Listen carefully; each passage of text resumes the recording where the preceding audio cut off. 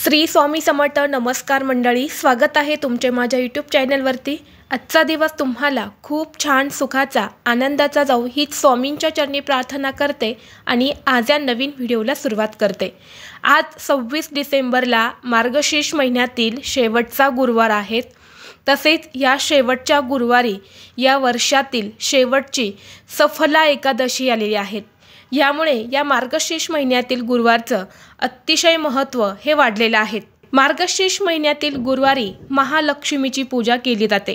हा दिवस महालक्ष्मीला समर्पित आहे। तसेच एकादशी तिथी ही भगवान श्रीहरी विष्णू यांना समर्पित आहे। यामुळे या दिवशी विष्णूंची पूजा केली जाते आणि म्हणून आपल्याला आज लक्ष्मीनारायण यांची एकत्रित पूजा करायची आहे। या दिवशी लक्ष्मीनारायण तत्व हे पृथ्वीवरती जास्त प्रमाणामध्ये जागृत असते आणि यामुळे या काळात केलेली सेवा, उपासना, उपाय हे खूप प्रभावी ठरत असतात। मार्गशीर्ष महिन्यातील गुरुवारचं व्रत केल्याने माता लक्ष्मी ही प्रसन्न होते आणि घरात सुख, शांती, समृद्धी ही नांदत असते। तसेच या व्रताच्या प्रभावामुळे घरातील संकट, अडचणी, अडथळे दूर होतात।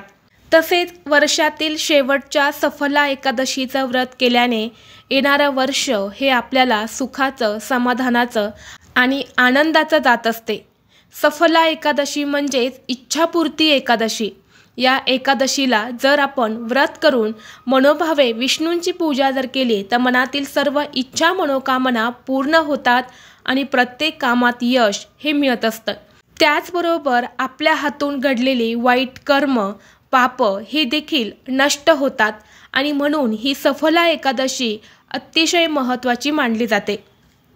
मार्गशीर्ष महिन्यातील हा गुरुवार अतिशय महत्त्वाचा असल्यामुळे या दिवशी काही प्रभावी उपाय देखील केले जातात आणि म्हणून आज या व्हिडिओमध्ये मी तुम्हाला एक अतिशय प्रभावी असा उपाय सांगणार आहे। आज शेवटचा मार्गशीर्ष गुरुवार तसेच वर्षातील शेवटची सफला एकादशी। या दिवशी तुम्ही काहीच नाही केले तरीही चालेल, फक्त संध्याकाळी कापुरासोबत जाळा ही एक वस्तू। ही वस्तू जाळल्याने घरातील वास्तुदोष, नकारात्मकता, अडचणी नष्ट होऊन 7 पिढ्यांचे दारिद्र्य हे नष्ट होईल। घरातील गरिबी संपून घरात अखंड लक्ष्मी नांदेल। घराची, मुलांची, पतीची अगदी भरभरून प्रगती होईल। असा हा उपाय आज या व्हिडिओमध्ये मी तुमच्यासोबत शेअर करणार आहे। त्यामुळे तुम्ही हा व्हिडिओ स्किप न करता शेवटपर्यंत पाहत राहा। चॅनलवरती नवीन असाल तर सबस्क्राईब करा आणि असेच माहितीपूर्व नवनवीन व्हिडिओ पाहण्यासाठी बेल आयकॉनला प्रेस करा। आज या व्हिडिओमध्ये मी तुम्हाला जो उपाय सांगणार आहे तर हा उपाय आपल्याला संध्याकाळी करायचा आहे। संध्याकाळी तुम्ही 6 नंतरनं रात्री 12 वाजेपर्यंत कधीही करू शकता।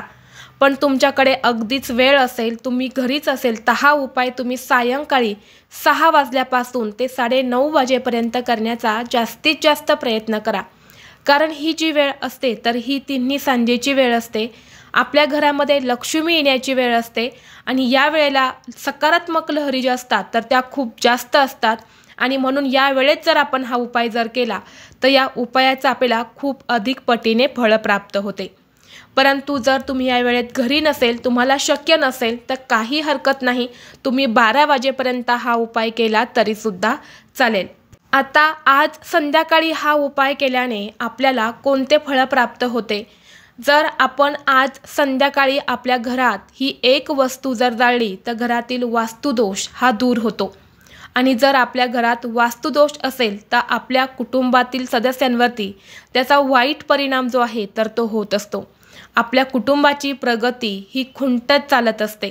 घरात आलेला पैसा हा कधीही टिकत नाही।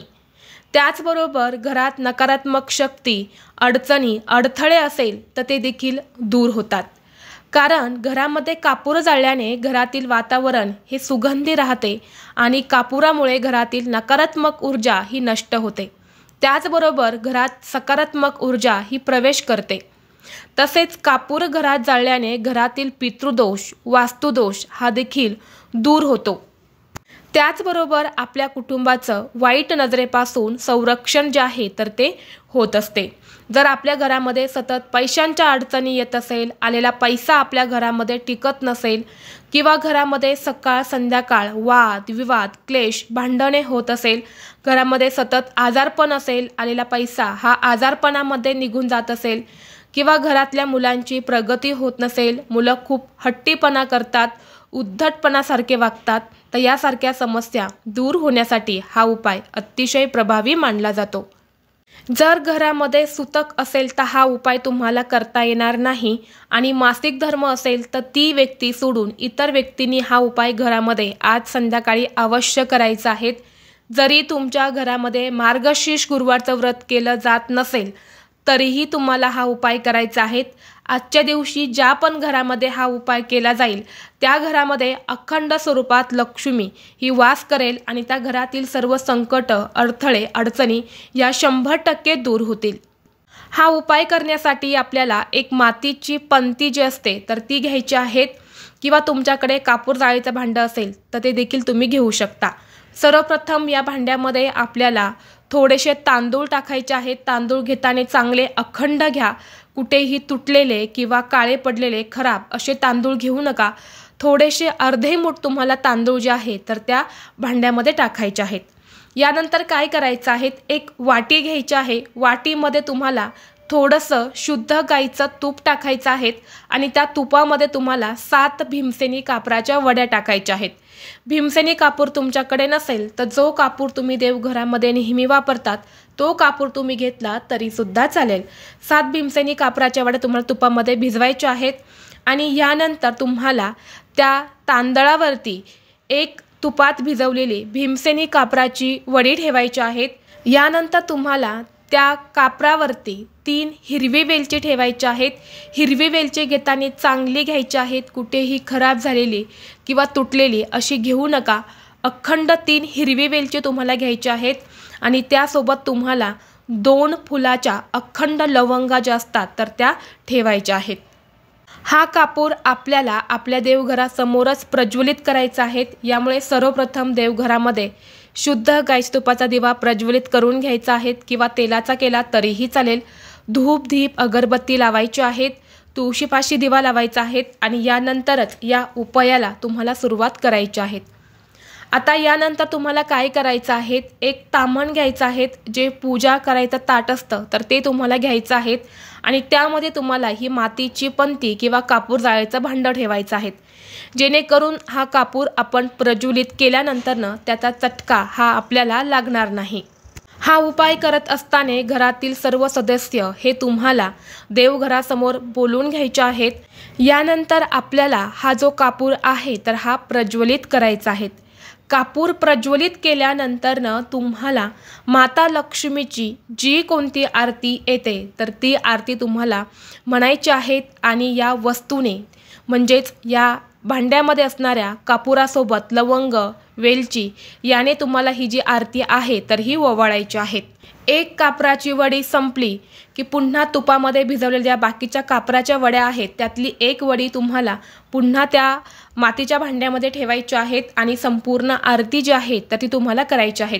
एक एक करून तुम्हाला 7 कापराच्या वड्या ज्या आहेत तर त्या 2 वस्तूंसोबत तुम्हाला जाळायच्या आहेत। जर तुम्हाला माता लक्ष्मीची कोणतीही आरती येत नसेल तर तुम्ही मोबाईलवरती सुद्धा लावू शकतात, परंतु या वस्तूंनी तुम्हाला आरती जी आहे तर ती ओवाळायची आहेत। हा दिवस माता लक्ष्मीला समर्पित आहे आणि या कापुराच्या वासाने लक्ष्मी ही आपल्या घराकडे आकर्षित होत असते। देवासमोर आरती करून झाल्यानंतरनं त्याचा धूर हा संपूर्ण घरामध्ये तुम्हाला फिरवायचा आहे। यानंतर तुळशीपाशी जाऊन सुद्धा तुम्हाला हे ताट जे आहे तर ते ओवाळून घ्यायचं आहे। आपल्या घराच्या मुख्य दरवाज्यावरून सुद्धा तुम्हाला ओवाळून घ्यायचं आहे आणि यानंतर घराच्या मुख्य दरवाज्यावर तुम्हाला मधोमध हे ताट ठेवून द्यायचं आहे। जोपर्यंत यामधल्या वस्तू जळत आहेत तोपर्यंत हे ताट तिथेच ठेवायचं आहे।